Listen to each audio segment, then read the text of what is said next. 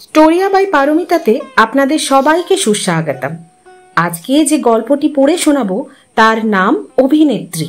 লিখেছেন আশাপূর্ণা দেবী। শুরু করছি আশাপূর্ণা দেবীর ছোট গল্প অভিনেত্রী।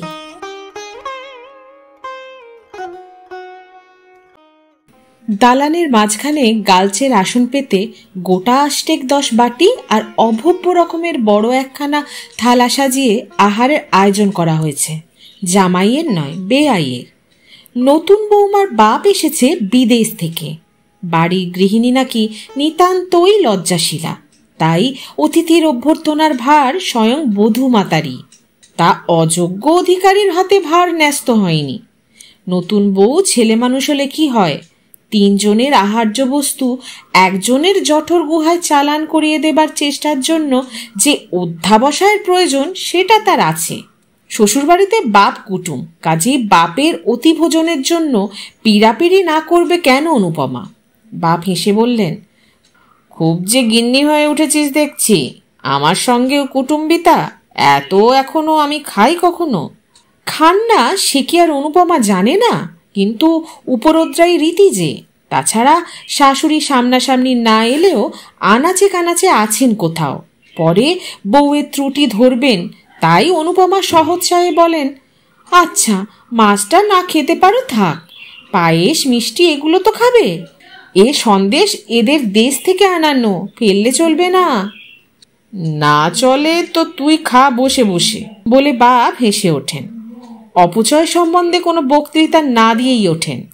সাল তারিখের হিসেবে ঘটনাটা 2 যুগ আগে।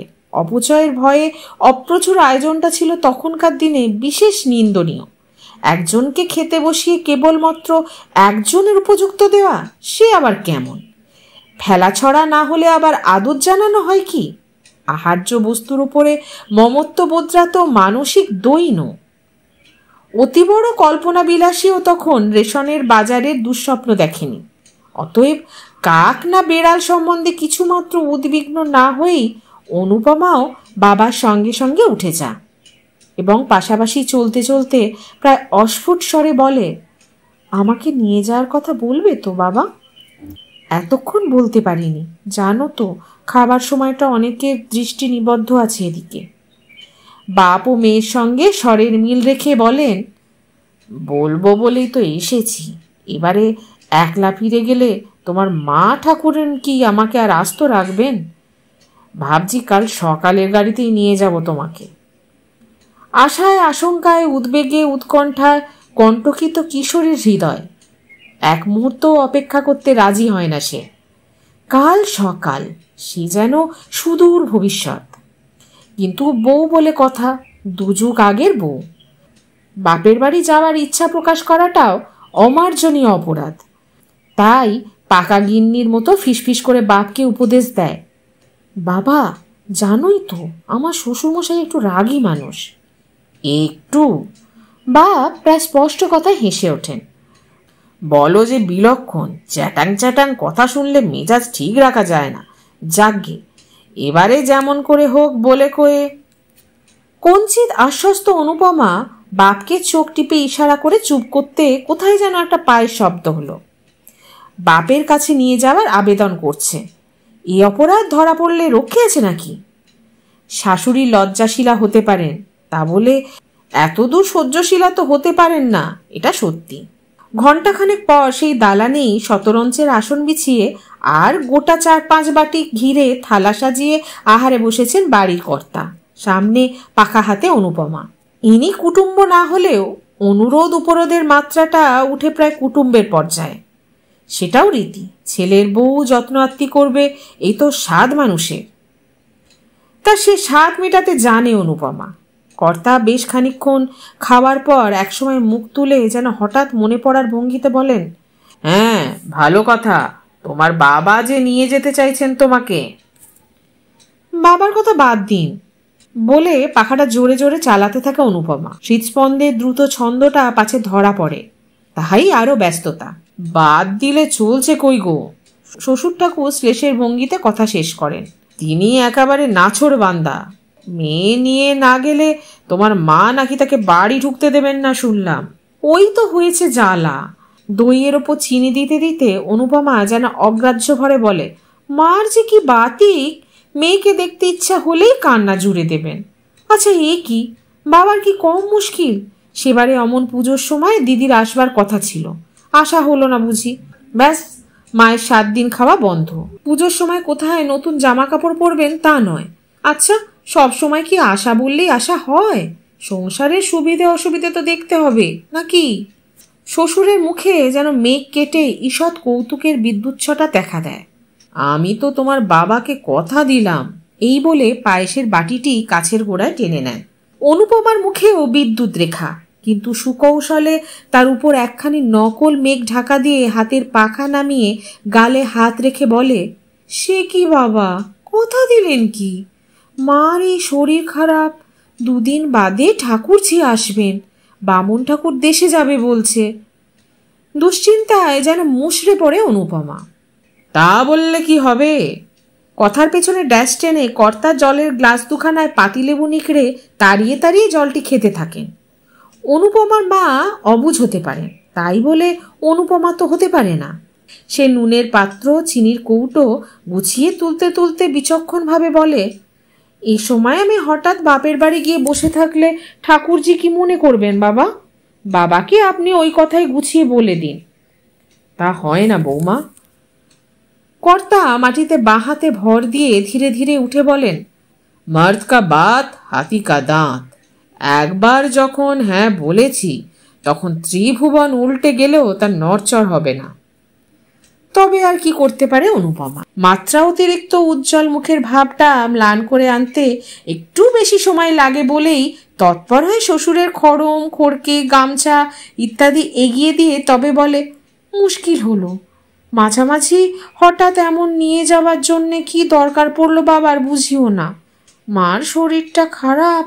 এমা অবশ্য শাশুড়ি, তার নিটোল দেহখানিতে কোনো রোগ বালাই নেই, এমন অপবাদ শত্রুতেও দিতে পারবে, কিন্তু অনুপমা দেয়। উভয়ের মনোরঞ্জনের এক উৎকৃষ্ট দাওয়াই। পরবর্তী সিন দালানের 9 ঘরে, দিনে নয় রাত্রে। তারানাথকে ছেড়ে যেতে যে কি ভয়ঙ্কর মন কেমন করছে, সেই কথাই ছলছল চোখে বিশদভাবে বোঝাতে হচ্ছে অনুপমাকে। 2 কর্তা মিলে কথা পাকাপাকি করে ফেললেন। অনুপমা বেচারি কি করে? ওর তো এখন শুধু শুধু যাবার ইচ্ছে ছিল না। হ্যাঁ, একটা উপলক্ষ থাকতো আলাদা কথা। বড় অবুঝ অনুপমার মা, অথচ বেহায়ার মতো বলতেও পারে না অনুপমা সে কথা। কাজেই বিরহ বেদনা যত রকম লক্ষণ আছে সেগুলো সব প্রকাশ করতে হয় তারানাথের অভিমান ভাঙাতে। চতুর্থ দৃশ্যও একটা আছে, সে অনুপমার পিতৃগৃহের পটভূমিকায়। কিন্তু সে কথা থাক, 2 যুগ পরের কথাই বলি। 2 যুগ কেন, বরং তার বেশি। কালের পরিবর্তন হয়েছে বটে, স্থানটা ঠিক আছে, পাত্রটাও বলা চলে। সেই দালান, ঠিক সেই জায়গাটাতেই সেই ভঙ্গিতে বসে আছেন গৃহিণী অনুপমা, পাখা একখানা হাতে। মুখের গড়নটা কিছু বদলেছে, গায়ের রঙের জেল্লাটা অনেকটা কমে গেছে, তবে চুলে যে পাক ধরেছে সেটা এক নজরে চোখে পড়ে না। সামনে আহারে বসেছেন বর্তমান কর্তা তারানাথ। 25-এর উপর আর 25 যোগ করলে যে পরিবর্তনটুকু অবশ্যম্ভাবী, তার বেশি কিছু পরিবর্তন দেখা যাচ্ছে না তারানাথের আকৃতিতে। আসনটা আর বাসনগুলো বাপের আমলের, তবে আহার আয়োজনটা নয়, তা এ যুগের শীর্ণ ছাপ। অনুরোধ উপরোধের কাজটা ফুরিয়েছে গৃহিণীদের, সচরাচর এ সময় ওই প্রসঙ্গের অবতারণা হয়। সে যুগে জলের দরের সঙ্গে এ যুগের অগ্নিমূল্যের তুলনা করে প্রতিদিনই নতুন করে বিস্ময় প্রকাশ করেন অনুপমা। আবার এই উৎকণ্ঠাও প্রকাশ করতে ছাড়েন না, সংসারে এ নবাবী চাল ছেলে আর কতদিন চালাতে পারবে তারানাথ। ছেলেটি তো একেবারে লাট সাহেবের পুষ্যি পুত্তুর, মেয়েটি বাদশার বেগম। এতটুকু ত্রুটি হলেই রসাতল। ছেলে মেয়েদের কান বাঁচিয়েই অবশ্য বলেন অনুপমা, এখনকার ছেলে মেয়েদের তো বিশ্বাসই নেই। আজ আর বাজার দরের আলোচনা নয়, কর্তা রেগে আছেন। অনুপমা নীরব। খানিকক্ষণ খাওয়ার পর হঠাৎ মুখ তুলে তারানাথ বলেন, কি নিয়ে এতক্ষণ বচসা হচ্ছিল বাবুর? বলা বাহুল্য, উদ্দিষ্ট বাবুটি তারানাথের বয়স্ক বেকার পুত্র। এহেন উষ্ণ ভাষা আর কার সম্বন্ধে প্রয়োগ করা যেতে পারে? উপযুক্ত বয়সের পুত্র ছাড়া। একটি বিক্ষোভসূচক শব্দের সঙ্গে অনুপমা উত্তর দেন, আর বলো কেন, সেই দিল্লি যাওয়া, বন্ধুরা যাচ্ছে, অত ওরও যাওয়া চাই। দিল্লি দিল্লি করে খেপে উঠেছে একেবারে। তারানাথ বিরক্তভাবে বলেন, এখনো সেই খোট ধরে বসে আছে? এক কথায় বলে দিচ্ছি, যা হবে না ব্যাস। বলে তো আমিও দিয়েছিলাম গো। অনুপমা পাখা নামিয়ে হাত উল্টে বলেন, শুনলে তো, সেই তক্কই তো হচ্ছিল, কেন যাব না? গেলে দোষ কি? লোকে কি যায় না? যারা যাবে তারা সব মরে যাবে নাকি? নিষেধের একটা কারণ থাকা দরকার। এই সব পাকা বাঁকা কথা ওর। নিষেধের কারণ থাকা দরকার? শোনো আস্পর্দার কথা, তারানাথের অনিচ্ছাটাই তো যথেষ্ট কারণ।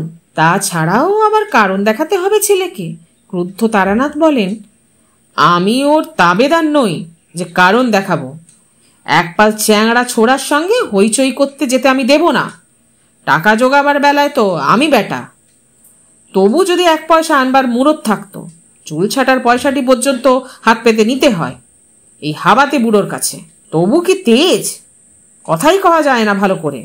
আমি যেন একটা কীটস্য কীট। অনুপমার কণ্ঠেও অনুরূপ সুর। শুধু তুমি কেন, কাকে নয়, জগৎকেই যেন থোড়াই কেয়ার ওদের। দরকারের সময় হাত পাতার কথা বলছো, তাহলেও তো বাঁচতাম। মুখ ফুটে চাইলে মানের কানা খসে যাবে না, সেই সেধে সেধে দিতে হবে, নিয়ে যেন মাথা কিনবে একেবারে। তারানাথ গম্ভীরভাবে বললেন, বললে এক্ষুনি আবার তোমারই মানের কানা খসে যাবে। তবে ন্যায্য কথা বলবো তোমায়, তোমার আশকারাতেই এরকম হয়েছে। আশকার আবার কি? অনুপমা অসন্তোষ প্রকাশ করেন। মেজাজটি তো জানো না ছেলে, একটা ন্যায় অন্যায় কথা বলার জো আছে? আছে কিনা আমি দেখতাম। তারানাথ হুমকি দিয়ে ওঠেন, বললেন, আমি খুবই পারতাম, শুধু পারি না তোমার ভয়ে। হঠাৎ 40 উত্তীর্ণা অনুপমার মুখে এমন একটা রহস্যময় হাসি ফুটে ওঠে, যেটা 24 বছরে মানানসই। তবে উত্তরটা বয়সের অনুপাতেই দেন ভদ্রমহিলা। আহা, মরে যাই। আমার ভয়ে তো অজ্ঞান হয়ে যাচ্ছ তুমি। ভয় করতে হয়। আজকালকার ছেলেদের খোকাই তো সেদিন বলছিল ওর কোন একটা বন্ধু নাকি বাপের কাছে বকুনি খেয়ে। কে কে ওখানে? তারানাথ অগ্রাহ্য ভরে বলেন, কে আবার? মেধো হয়তো। কি জানি বাবা। অনুপমা সন্দিগ্ধভাবে বলেন, মনে হলো যেন খোকা উঠে গেল সিঁড়ি দিয়ে। খোকা আবার কি? এই তো সাহেব সেজে বেরিয়ে গেল বুঝি। পোর্টফোলিও হাতে ঝোলালে বেরোনা হয় না, যেন মস্ত বড় এক অফিসার। হ্যাঁ, ওই এক ফ্যাশন ছেলে, কিন্তু ঘুরে আবার আসেনি তো। কেন ঘুরে আসবে কি জন্যে? কি জানি, কিছু ভুলে ফেলে গেছে হয়তো। পরশু অমনি কত দূর গিয়ে ছুটতে ছুটতে এলো, ঘড়ি ভুলে গেছে বলে। তা আসবে বই কি। কবজিতে ঘড়ি না বেঁধে বেরোলে মহাভারত অশুদ্ধ হয়ে যাবে। আর সংসারের একটা জিনিস আনতে বলো, মাথায় যেন আকাশ ভেঙে পড়বে লাট সাহেবের। বিরক্তি তিক্ত স্বরে কথাগুলি উচ্চারণ করে ছোট এক টুকরো পাতিলেবু গেলাসের জলে গুলতে থাকেন তারানাথ। 3 আনা জোড়া লেবু বড় বড় 2খানা খাওয়া যায় না। অনুগামিনী সতী অনুপমা পতিদেবতার এই ধারালো মন্তব্যটির পিঠে পিঠি বেশ ঘোরালো কিছু বলবার আগে একবার উঠে গিয়ে এদিক ওদিক ঘুরে নিঃসন্দেহে এসে বসেন এবং এখানকার ছেলেরা লেখাপড়া শিখেও যে কত মুখ আর বাঁদর হয় তারই উদাহরণ দিতে তৎপর হয়ে ওঠেন। ভাগ্নে, ভাইপো, ভাসুরপো, বোনপো দেখছেন তো সবাইকে। অন্ধ স্নেহের বশে নিজের ছেলের বিষয়ে ছেড়ে কথা কইবেন এমন মূর্খ মা অনুপমা নন। 3টে পাশ করে যে ছেলে নির্বিকার চিত্তে 2 বছর ধরে শুধু আড্ডা দিয়ে আর সিনেমা দেখে বেড়ায়, তার আবার পদার্থ আছে কিছু? কেন, উঠে পড়ে লেগে চেষ্টা করলে কিছু একটা জুটতো না এতদিন? তবু তো বাপের একটু আসান হতো। দামি দামি আর ভালো ভালো আরও অনেক কথাই বলেন অনুপমা। ছুটির দিনে খেয়ে তাড়াতাড়ি উঠবার তাড়া নেই তারানাথের। ধীরে সুস্থে খেয়ে উঠে পানের ডিবে হাতে বাইরের ঘরে চলে যান। ছুটির দুপুরে দাবার আড্ডা বসে পাড়ার হিমাংশু বাবুর সঙ্গে। আসার সময় হয়ে এলো তার। অনুপমা ঠাকুর চাকর সকলের খাওয়া দেখাশোনা করে সবে খেতে বসেছেন। মেয়ে শিলা নেমে এসে ব্যস্তভাবে বলে, ঠাকুর, উনুনে আগুন আছে তো? থাকে তো একটু চায়ের জল চড়িয়ে দাও চট করে। চায়ের জল বেলা 1:30টার সময়? অনুপমা অবাক হয়ে বলল, এখন চা খাবি নাকি? শিলা বিরক্ত স্বরে বলল, আমি কেন? দাদার ভীষণ মাথা ধরেছে, তাই তো। দাদা? খোকা বাড়ি আছে নাকি? বুকের রক্ত হিম হয়ে আসে অনুপমার। আছেই তো, বেরিয়ে গিয়ে ঘুরে এসে শুয়ে পড়েছে, মাথা ধরেছে বলছে। কই ঠাকুর, দিয়েছ? শিলার চিত্ত জগতে একমাত্র সম্মানিত ব্যক্তি তার দাদা। গোগ্রাসে ভাত কটা গিলে নিয়ে ছুটে ওপরে গিয়ে ছেলের ঘরে ঢুকে একেবারে বিছানায় বসে পড়েন অনুপমা। শঙ্কিত স্বরে বলেন, কি হয়েছে রে খোকা? বেরিয়ে আবার ফিরে এসে শুয়েছিস? শরীর খারাপ হয়েছে? বলা বাহুল্য, স্নেহাতুর মাতৃকণ্ঠের এই শঙ্কিত প্রশ্নের উত্তর তিনি পান না।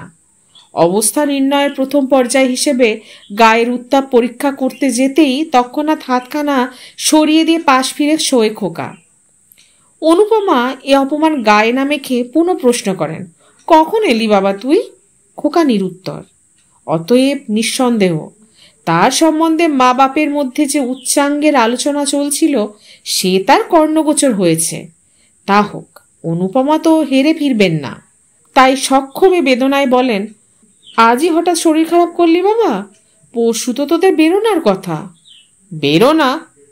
খোকা যেভাবে ভুরু কুঁচকে তাকায় তাতে আর যাই হোক খোকার তো প্রকাশ পায় না। বেরোনা মানে? যাচ্ছি কোথায়? অনুপমা যেন অবোধ, অনুপমা যেন আত্মবিস্মৃত, অনুপমার যেন 100 শৈশবকাল কাটেনি। তাই প্রায় শিশুসুলভ সরলতাতেই বলে, কেন? তুই যে বলেছিলি মঙ্গলবার স্টার্ট করবে ওরা। ওরা করবে তাতে আমার কি? ওদের নিজের পয়সা আছে, তাই ওরা যা খুশি করতে পারে। হঠাৎ আচমকা প্রায় শিলার মতো ভঙ্গিতেই খিলখিল করে হেসে ওঠেন অনুপমা। 20 বছর আগে দুধ খেতে নারাজ ছেলেকে যে সুরে কথা বলে কায়দায় আনতেন, প্রায় তেমনি ছেলে ভোলানোর সুরে বলেন, ও তাই বলো, বাবুর রাগ হয়েছে? কে বকেছে, কে মেরেছে, কে দিয়েছে গাল? তখন বুঝি ওর বাক্যবানগুলি কানে গেছে। ওর কথাই শুধু উল্লেখ করেন। অনুপমা স্বচ্ছন্দেই করেন, নিজের অপরাধ বোধের লেশমাত্র ধরা পড়ে না মুখের চেহারায়। তাই ভাবছি কি হলো খোকার? নে নে নে, মন খারাপ করিস নে বাবা, টাকা তো আমি দেব বলেছি। তুমি? আর কোন আকাশ থেকে টাকা পেড়ে আনবে শুনি? তারানাথ রায়ের টাকাই তো নিতে হবে আমাকে। শখ করে বেড়াতে যাওয়ার রুচি আমার নেই মা, একটু ঘুমোতে দাও। বেকারের আবার শখ আহ্লাদ। অনুপমা যেন তুড়ি মেরে ওড়ান ছেলের কথা। হ্যাঁ, বড় তুই বুড়ো হয়েছিস, রোজগারের বয়স পার হয়ে গেছে একেবারে, তাই বেকার বলে একেবারে দেগে দে নিজেকে। ওর কথায় আবার মানুষ রাগ করে নাকি? কথার কোনো মাথা আছে?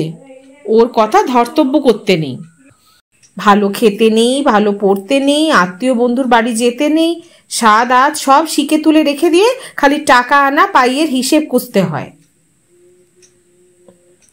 উচিত তাই, খোকা শ্লেষের সুরে বলে। অন্তত যতদিন ওর ধ্বংস করছি আমি অন্ন। তাই বই কি, আমি তো আজীবন ওর অন্ন ধ্বংস করছি। ওই সামনাসামনি দুটো মন রাখা কথা কয়ে যা তা বুঝিয়ে একটু মাথা ঠান্ডা রাখা, বুঝলি? গোয়া তুমি করে কাজ পণ্ড করে লাভ কি?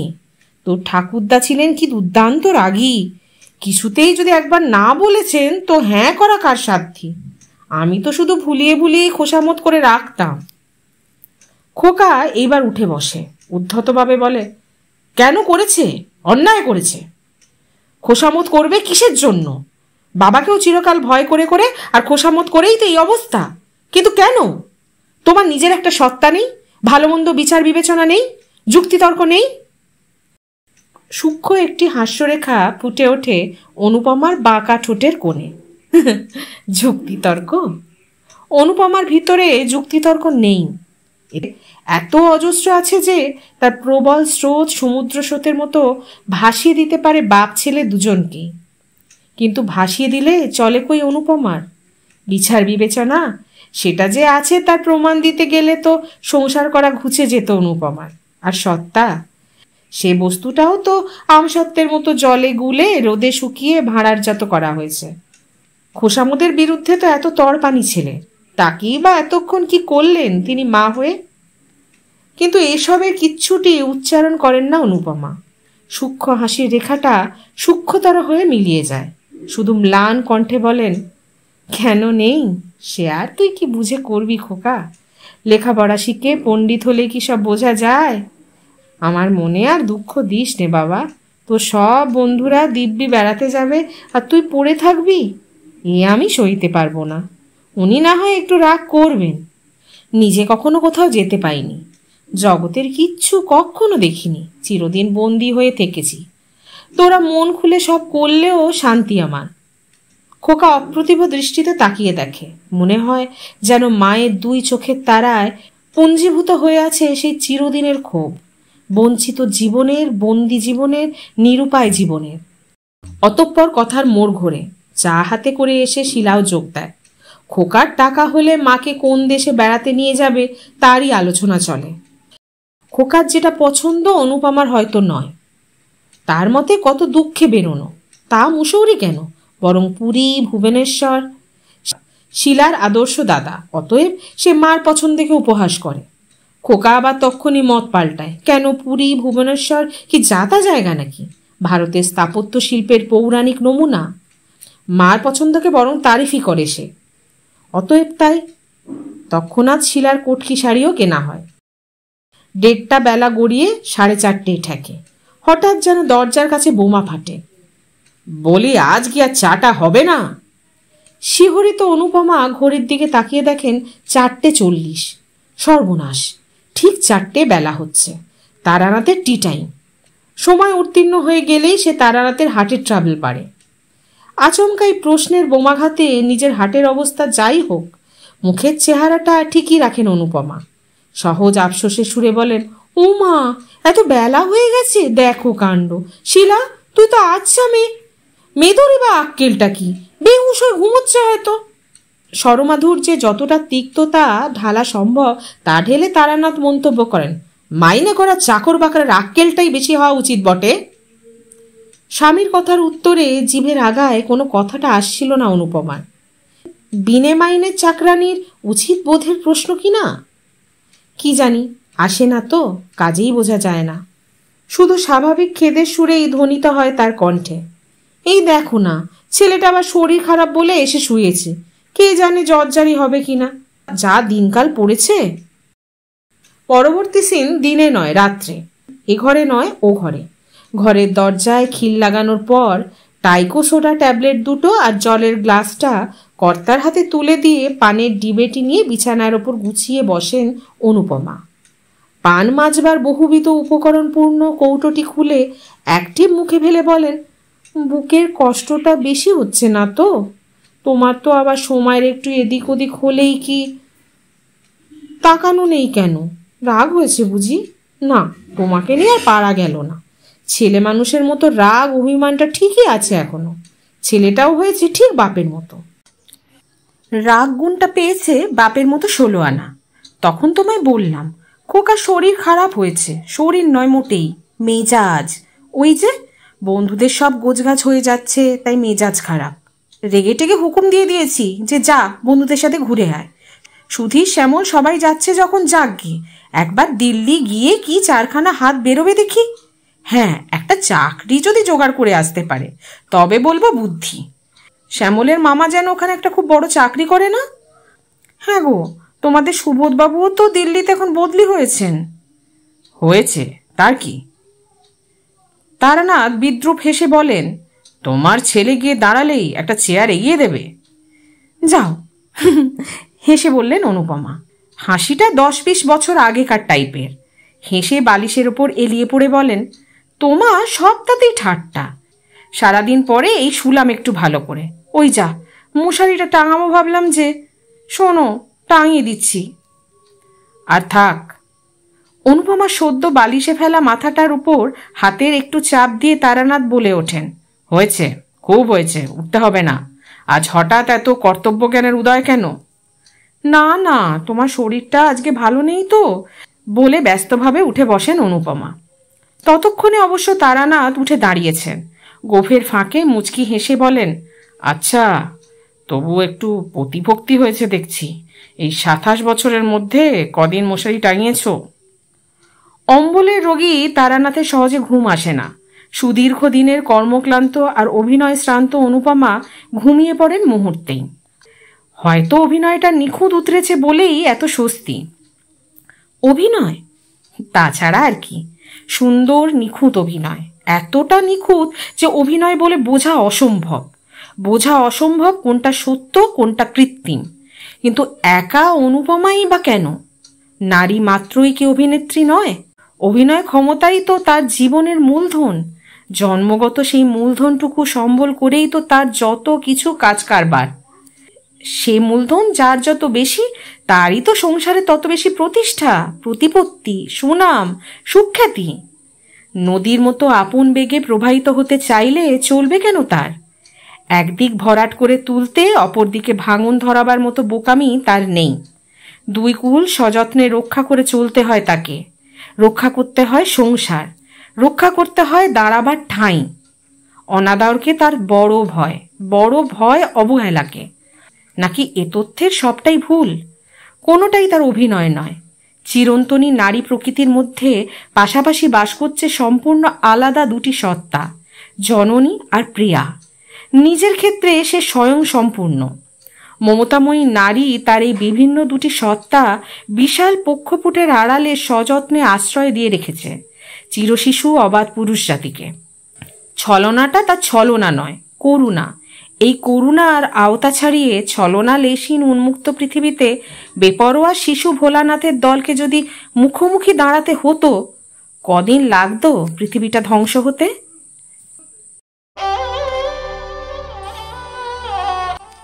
এতক্ষণ আপনারা শুনছিলেন আশাপূর্ণা দেবীর ছোট গল্প অভিনেত্রী। কেমন লাগলো আপনাদের?